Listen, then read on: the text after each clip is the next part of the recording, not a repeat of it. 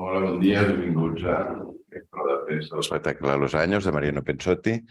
Mariano Pensotti és un artista que ha passat unes quantes vegades pel festival, des d'una primera La Marea, que era un espectacle de carrer, de fet, i després ha passat bastantes vegades. La última presencialment el 2017 amb Arde Brillante en los bosques de la noche, un título no muy fàcil. Però també l'hem tingut aquests anys de pandèmia, el 2020, vam poder passar via online a El Público, que és un parell de... De fet, ha fet 3 versions, si no m'equivoco, i en vam poder presentar un parell via online. I estem contents després de la pandèmia, que ens arribi altra vegada presencialment amb Los Años.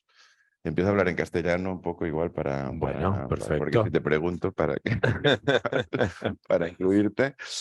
Los Años, que es un proyecto que habla del presente y del futuro, donde hay 2 capas, digamos, en una vemos el presente y en otra vemos el futuro dentro de 30 años, y que además tienes como estas 2 historias paralelas y luego tiene otra historia de una película que uno de los personajes está rodando sobre un niño. Creo que es mejor que lo cuentes tú, que nos lo vas a contar con más detalle. Un poco qué es Los Años, por qué Los Años. Bien, bueno, gracias, muchas gracias. Sí, bueno, Los Años es una obra bastante particular para nosotros porque muchas veces nuestras obras están conformadas por una multitud de pequeñas historias y en este caso nos interesaba contar una única historia de una manera lineal.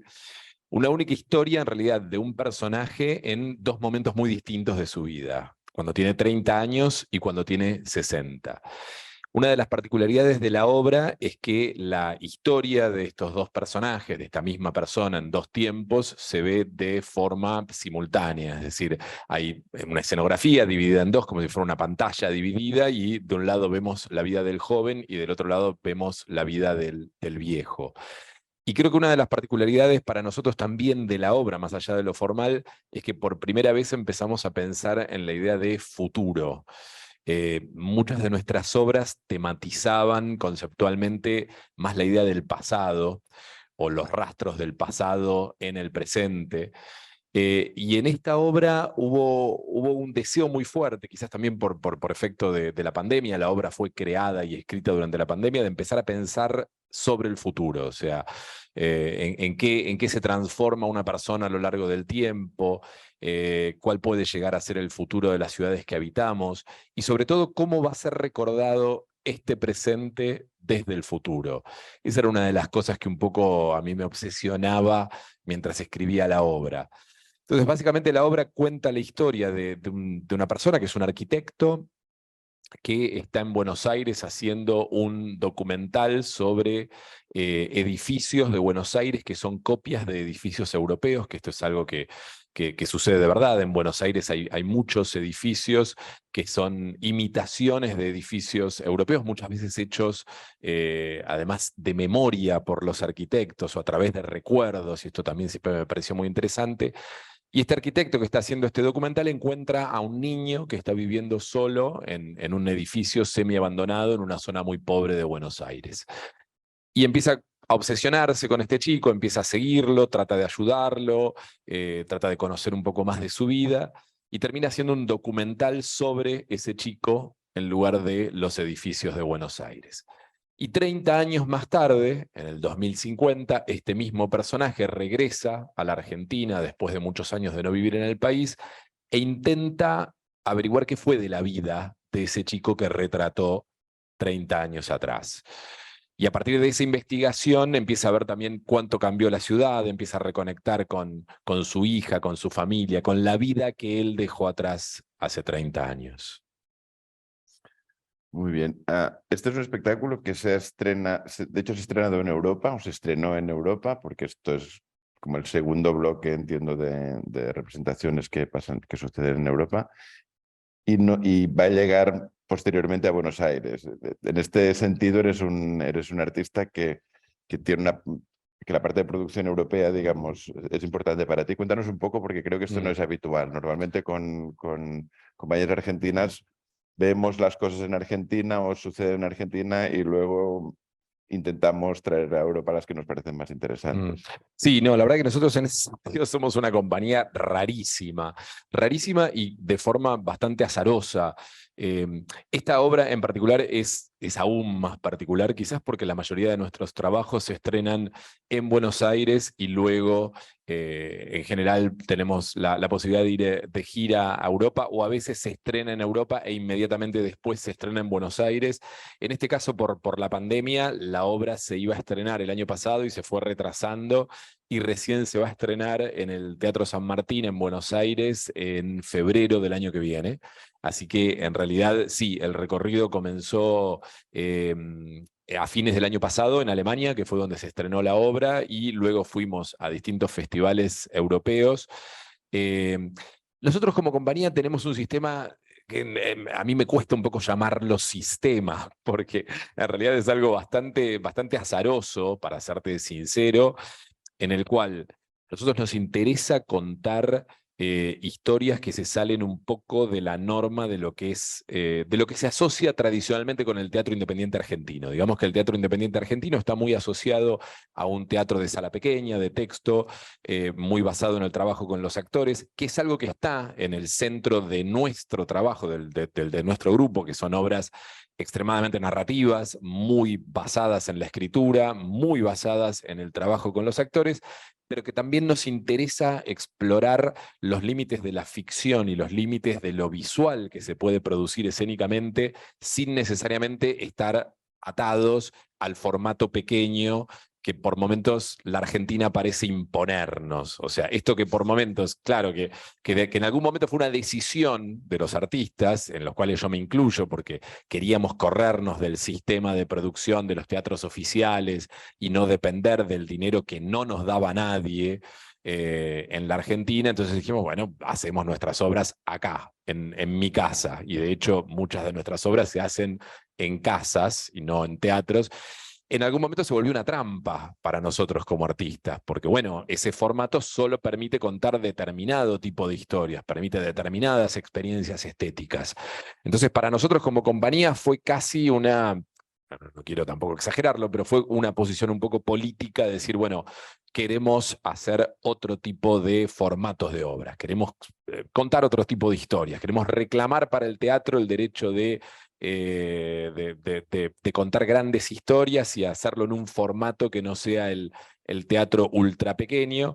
Bueno, y eso obviamente nos generó la dificultad de cómo lo hacemos. En la Argentina es imposible, no hay producción para eso, y un poco tener la colaboración de algunos festivales internacionales hasta ahora, un poco milagrosamente, ha posibilitado que sigamos produciendo nuestras obras. Hay que decir que también nos hemos encontrado con, o sea, para nosotros, por ejemplo, estar en temporada alta es muy particular, es muy emotivo también, porque es uno de esos pocos festivales que nos han ido acompañando a lo largo del tiempo. Para una compañía como nosotros, obsesionada con el paso del tiempo, y muchas de nuestras obras están basadas en el paso del tiempo, en qué nos transformamos a lo largo del tiempo, etcétera, etcétera, no es poca cosa que un festival nos acompañe a lo largo de una vida. Recién estábamos hablando con el resto de la compañía que la primera vez que vinimos a Girona fue en el 2007, hace 15 años atrás. 15 años atrás en una vida artística es muchísimo, muchísimo. O sea, las obras que nosotros hacíamos hace 15 años atrás no tienen nada que ver con las que hacemos nosotros ahora, y creemos que de verdad, no lo digo solo por estar aquí, pero de verdad el vínculo que se establece con una ciudad, con un festival, con un grupo de gente a lo largo del tiempo, es algo que le da un valor y una validez a lo que uno hace, que se corre totalmente por fuera de la idea de, bueno, voy, presento un trabajo en un festival y luego me voy a mi casa. No tiene nada que ver. En ese sentido, para nosotros, temporada alta y quizás uno o dos festivales más son algo muy particular y que nosotros valoramos especialmente. Gracias. Voy a hacer otra pregunta, pero de cara a los periodistas, pues yo creo que cuando quieran ir preguntando, yo me callo y dejamos las preguntas de la prensa. Pero te quería preguntar un poco, aquí hay el personaje va a hacer un documental, o sea, el tema del cine y tu teatro, digamos. cineastas, hablaba de gente que hacía cine, el público, y es formato película, pero es una gente que va al teatro y luego en cine vemos qué les pasa. Hay una relación en tu teatro con el mundo cinematográfico también como muy, yo creo que muy intensa y muy perdurable en el tiempo. Ujú. Un poco por qué. Bueno, es una buena pregunta. Creo que tiene que ver con dos cosas. Bueno, por un lado, yo estudié cine antes de hacer teatro, con lo cual siempre hubo un vínculo con el cine muy fuerte. Cuando empecé a hacer teatro, deliberadamente quería evitar cualquier utilización de proyecciones en escena. O sea, me parecía que era exactamente lo que no había que hacer. Me interesaba tomar procedimientos cinematográficos y aplicarlos a lo teatral. Por ejemplo, antes en los años hablábamos de que vemos dos tiempos simultáneos, la vida del joven y la vida del viejo. Bueno, eso es algo de es un recurso muy clásico del cine, la pantalla dividida, el split screen. En alguna de nuestras obras también había un intento de hacer largos travelings, pero en escena, teatrales. Y a partir de determinado momento me empecé a dar cuenta que no solo me interesaban procedimientos formales de los cinematográficos, sino que evidentemente había algo más. Y creo que tiene mucho que ver con la idea del paso del tiempo. A mí me interesa trabajar en teatro porque claramente es un medio donde uno vive el paso del tiempo junto con los actores. El tiempo de la escena y el tiempo del espectador es exactamente el mismo, es la misma experiencia. El cine, en cambio, tiene la pretensión de apresar la experiencia, de preservar el tiempo. Entonces, en obras que hablan mucho de qué significa el paso del tiempo, de en qué nos transformamos a lo largo del tiempo, me parece interesante esta tensión que se establece por momentos en un medio absolutamente efímero, mucho más parecido a la vida, como es el teatro, y el cine o el documental que tiene esa pretensión de apresar el tiempo. En esta obra, en los años, además aparece no solo el cine, sino lo documental, también porque muchas de nuestras obras trabajan un poco en la frontera entre lo real y lo ficcional. Si bien son todas obras de ficción y nosotros no hacemos lo que habitualmente se conoce como teatro documental, muchas veces el punto de partida tiene que ver con historias reales. Por ejemplo, en el caso de los años, esta idea de los edificios que son copias deformes de los europeos es algo real.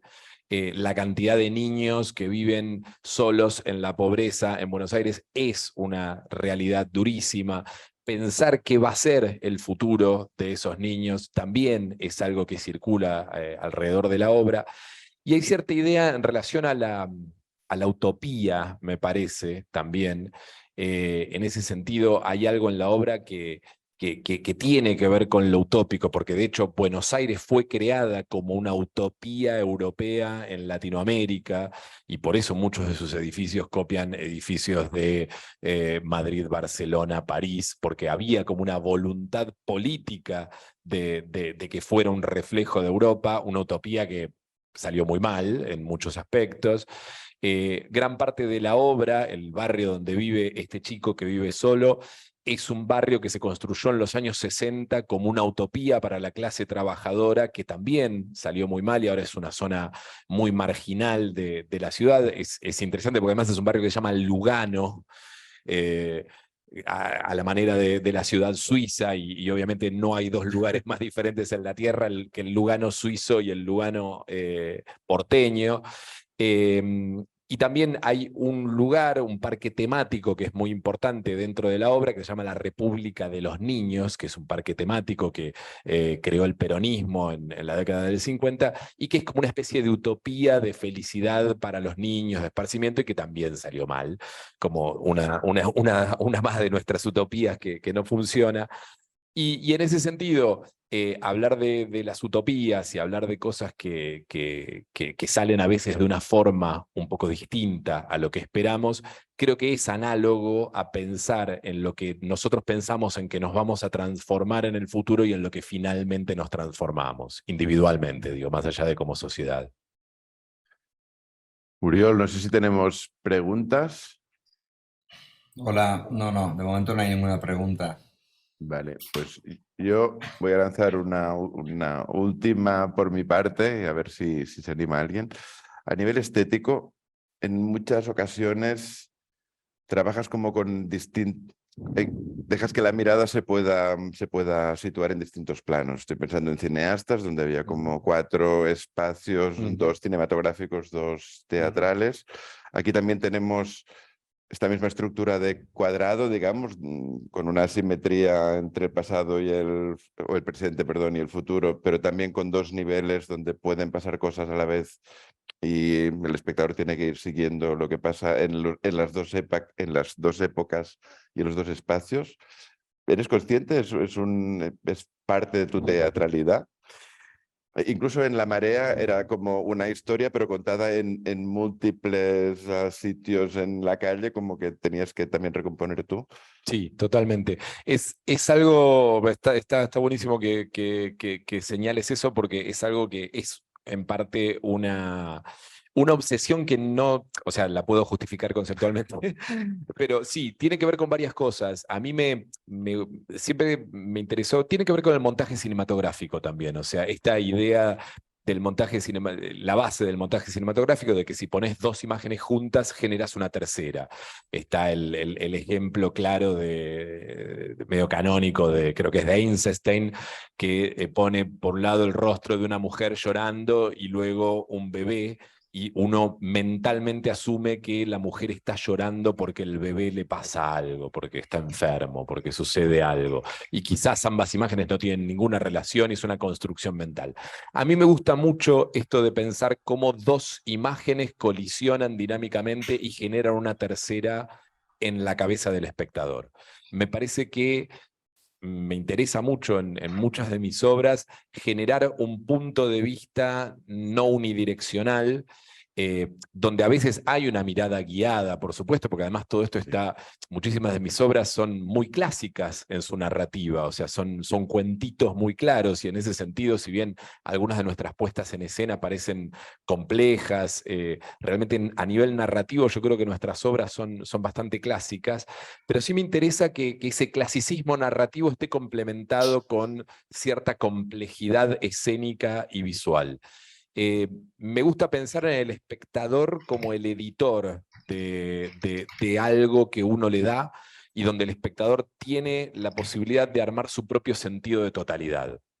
En el caso de una obra como Los Años, quizás es un poco más limitado porque es una obra de sala, pero al mismo tiempo hay un foco que está bastante dividido, porque como vos decías, tenés el presente del personaje, su futuro y en muchos momentos se ve el documental que ha estado filmando. Entonces hay una especie de trilogía de imágenes que uno tiene que ir armando como cierto rompecabezas. Y en obras como La Marea, que hicimos aquí, y otra que se llama Diamante, que también son obras donde el espectador directamente arma su propio recorrido y donde las escenas están espacializadas en diferentes lugares, bueno, eso es mucho más extremo porque es como si decompusiéramos una película y el espectador fuera un poco la cámara o el editor de esa gran totalidad que puede armar de su propia forma. Gracias. He dicho Hola, que... Sí, dime, perdón. dime, Hay Oriol. una pregunta de Jordi Bordas del Punt Avui, a quien doy acceso al audio que te la quiere hacer directamente. Hola, sí la hago porque es que tengo que escribir y no acabo nunca. Una cosa solo.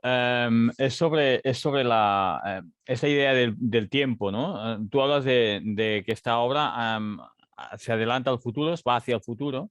Y no sé si es una proyección, ¿no? Porque si estamos viendo, por lo que hablabas, ¿no? De estas 3 utopías, ¿no? Que han sido un fracaso, igual es una invitación a que esta cuarta utopía va a significar lo mismo, ¿no? Eso es una cosa. Y otra es cuando hablas de que el espectador es el editor, no sé hasta qué punto es controlable o no. O sea, me imagino yo que lo que comentabas de la criatura que llora y la madre, es una acción-reacción muy sencilla, pero igual hay otras cosas que de repente el mundo se abre mucho más, ¿no? No sé si eso es una preocupación de que la gente pueda pensar y orientarse, pero no escapándose demasiado, o ya está bien que la gente vea una historia muy distinta a la que tú pensabas.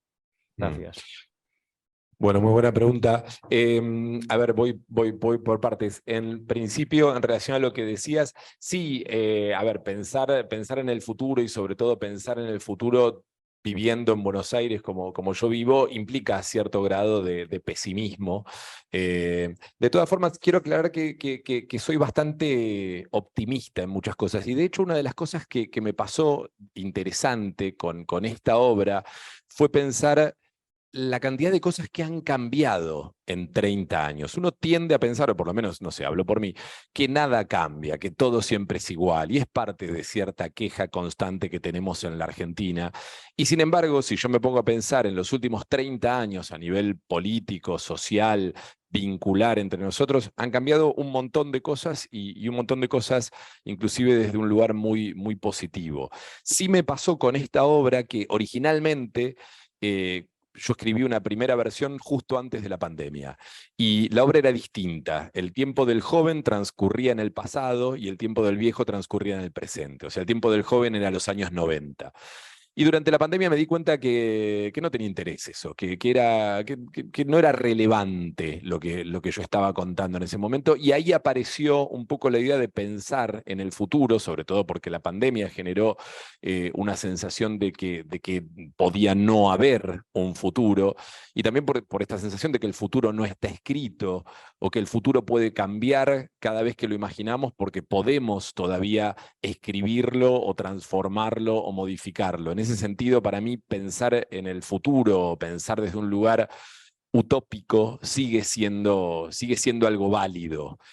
Tengo la sensación de que el capitalismo ha sido como terriblemente exitoso en vendernos a todos la fantasía de que no hay otra forma de organizar una sociedad que no sea la capitalista, y estoy absolutamente convencido de que no es así. Entonces, el hecho de pensar en el futuro, aunque sea desde un punto de vista ficcional, lúdico, teatral, me parece que abre ventanas a esas posibilidades. Con respecto a lo del punto de vista, es cierto lo que vos señalás, que hay, digamos, por eso quizás antes decía que a veces me interesa replicar ciertos procedimientos cinematográficos desde lo teatral, porque creo que lo teatral siempre es más complejo, el en vivo es más complejo, entonces el hecho de poner dos imágenes juntas en una pantalla, en una película, es algo absolutamente sencillo. En teatro es mucho más difícil guiar la mirada. A mí como director, en general, no me interesa que la escena sea caótica, no me interesa que el espectador o la espectadora estén perdidos en qué qué tiene que mirar, pero sí en cómo conviven diferentes acciones simultáneas y cómo se van polinizando de alguna forma esas imágenes. En nuestra obra, en los años, se ven permanentemente dos tiempos, el presente y el futuro. Entonces uno podría pensar de alguna forma que hay una contaminación entre esos tiempos. Y de hecho nosotros jugamos bastante escénicamente cómo ciertas cosas del presente tienen un correlato en el futuro y a la vez cómo ciertas cosas que suceden en el futuro modifican cosas del pasado. Un personaje recuerda en el futuro cosas que estamos viendo que vivió de otra manera en el presente. O sea, los personajes se están armando permanentemente relatos de ellos mismos, de cómo serán en el futuro, pero también cómo recuerdan que fueron en el pasado. Y así como nosotros inventamos el futuro, también podríamos decir que inventamos el pasado porque lo modificamos cada vez que lo narramos. Y yo tengo la sensación de que poner en escena una imagen central rodeada de otras pequeñas escenas y otras imágenes, también de alguna forma poliniza esa imagen y la vuelve menos unidireccional, menos inequívoca.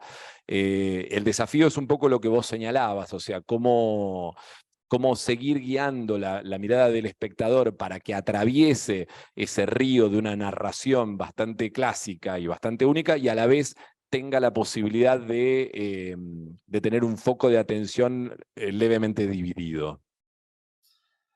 Perfecto. Una pregunta más de Magí Camps, de La Vanguardia, nos pregunta si los personajes de la proyección son los mismos que en el escenario.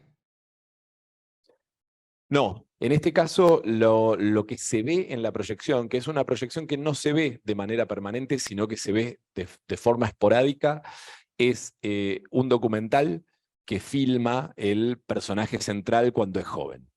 Y básicamente lo que se ve es un niño de 8 o 9 años, que está siendo filmado por este personaje, pero no hay un juego, salvo al final de la obra, sobre algo que por ahí no tiene mucho sentido que aclare ahora, pero no hay un juego donde lo que se ve, las personas que se ven en escena o los personajes que se ven en escena son los mismos que están filmados. La idea con este documental era agregar una tercera línea narrativa, es decir, tener la línea narrativa del personaje en el presente, del personaje en el futuro, y esta línea del documental que es de alguna forma lo que atraviesa el tiempo, como si esa obra de arte documental atravesara estos dos tiempos. Ok, de acuerdo. No hay más preguntas. Pero a mí me gustaría, pues, sí, igual para cerrar, si no aparece otra pregunta, es este año en temporada alta siempre hacemos este ciclo iberoamericano, digamos, este año está muy centrado en Argentina. Tuvimos los Luthiers, que ya me decías que ya no es ni argentino, que ya es como de todo el mundo.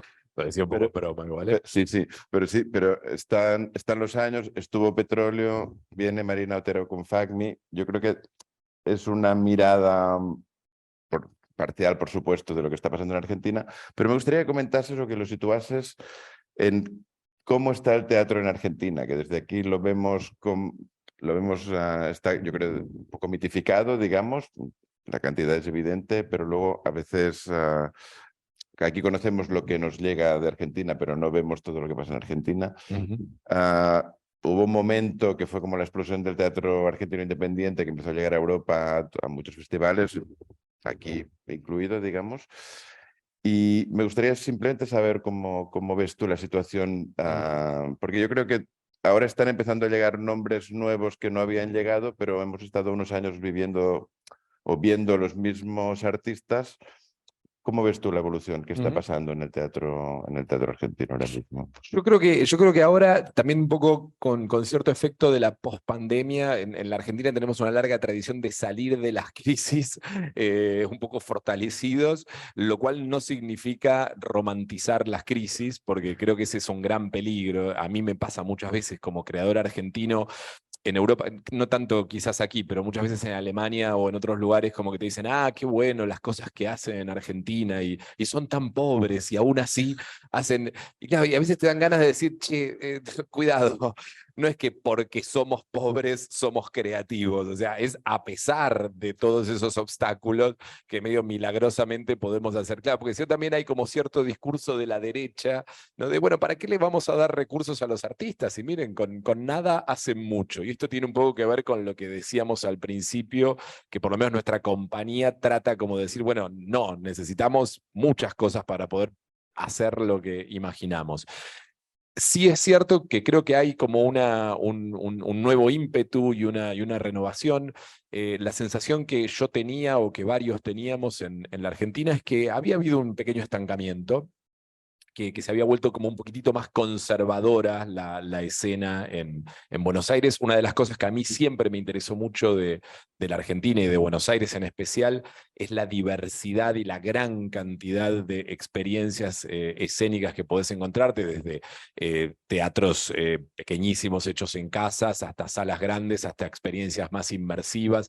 Y en los últimos años sentí un poco que se había perdido eso y que se había ido hacia formas un poco más clásicas, más conservadoras, más tradicionales, quizás también como efecto de las sucesivas crisis, de los sucesivos recortes de presupuestos, de las faltas de lugares, de las faltas de festivales que acogieran nuevas expresiones. Pero de hecho, creo que en los últimos tiempos hay un resurgimiento y este recorte que ustedes están presentando con Piel de Lava, de los que yo soy un poco fanático también, y con las que tuve la suerte de trabajar en algunas de mis obras como actrices, y Marina Otero, que es buenísimo lo que está haciendo, y nosotros como otro tipo de compañía. Me parece que es muy interesante porque justamente presenta tres trabajos absolutamente diversos y que a la vez en su matriz tienen ciertas cosas similares. No dejan de ser creaciones colectivas. En el caso de Piel de Lava es clarísimo. En el caso de nuestro grupo, si bien yo soy el dramaturgo y el director, trabajamos de forma colectiva desde el principio con la escenógrafa, con el músico, con la productora, con los actores en un proceso de ensayo muy largo. Marina me imagino que hace algo parecido. Y sobre todo el caso de Marina me parece también muy interesante porque recupera cierto desparpajo, cierto humor y cierta hasta violencia escénica con una perspectiva femenina que yo sentía un poco ausente en los últimos años. Creo que el teatro de Buenos Aires va a seguir siendo muy interesante a pesar de todas las cosas. Eso esperamos y es realmente una cuestión de voluntad y es una cuestión colectiva. O sea, de hecho, creo que todos los grupos que hacemos teatro en Buenos Aires tenemos mucho vínculo entre nosotros porque hay una sensación de un nosotros muy fuerte, porque el afuera es muy hostil. Muchas gracias. No sé si ha entrado otra pregunta mientras o... No, no tenemos ninguna pregunta más, Narcís.